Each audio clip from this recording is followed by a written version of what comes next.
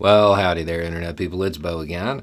So, today we're going to settle a discussion that is taking place between a father and daughter. Not really settle it, but provide a little bit of context that might be needed that will hopefully settle the discussion. And in the process of that, we will talk about which is more important, which should take precedence: constitutional rights or human rights. Because we got this message. My daughter and I have been arguing since Christmas. We need an arbiter.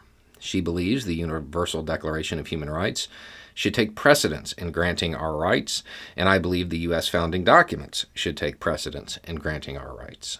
My position is that the U.S. Constitution provides the authority to sign the Declaration, so it must come first, and that I don't believe we should go beyond the rights granted there. Her position is that the Constitution is dated and written by a bunch of old white slave owners. It was. And that we need a new document because times have changed. She's read this to ensure I don't misrepresent her position. There is one thing in this message that we definitely want to talk about. But generally, this is just a wildly interesting debate that is ultimately completely pointless. One thing I'm certain from this message is that I don't believe that either one of you have read the other's preferred document. And if you have, I'm willing to bet you didn't compare them to your preferred document. Me, I love the language in the U.S. founding documents. I really do. It's gorgeous, beautifully written. All men are created equal, endowed with certain unalienable rights, rights that are self-evident just the way it's written. It's beautiful.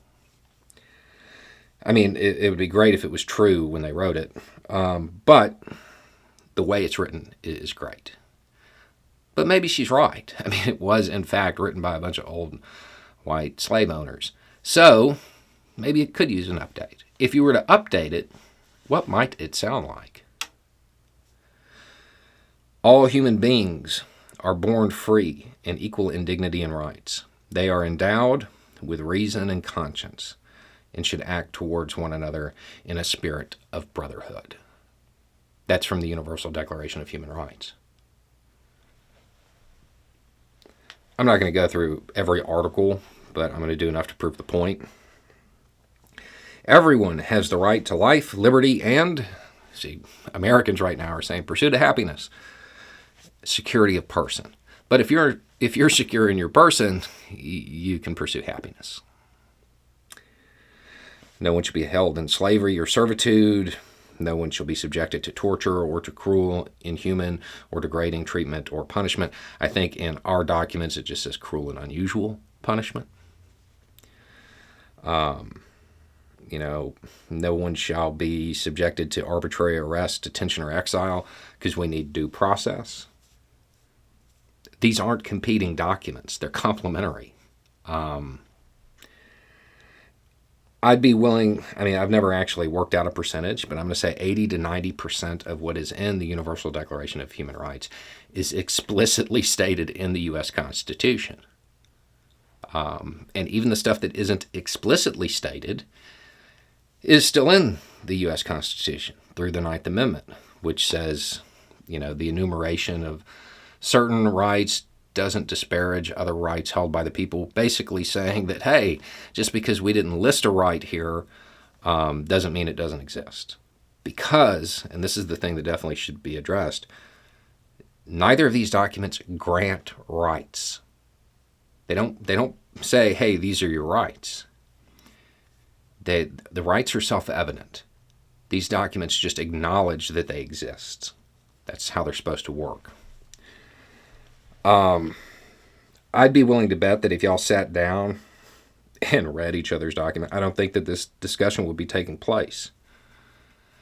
That they're pretty much the same. It's just updated language, different format. But they're very mirror. I don't know that this should be a real debate. Now, if you're talking about legally, which one should take precedence? I mean, sure, the Constitution, being the thing that chartered the United States, would be the thing that takes precedence. But from a moral standpoint, from a standpoint of wanting the maximum amount of freedom for the maximum amount of people, when it comes down to any individual case, I would just side with whichever one provides the most rights, whichever one shields it the best. I don't know that I would take a position that limits my own rights in favor of a government, in favor of a state.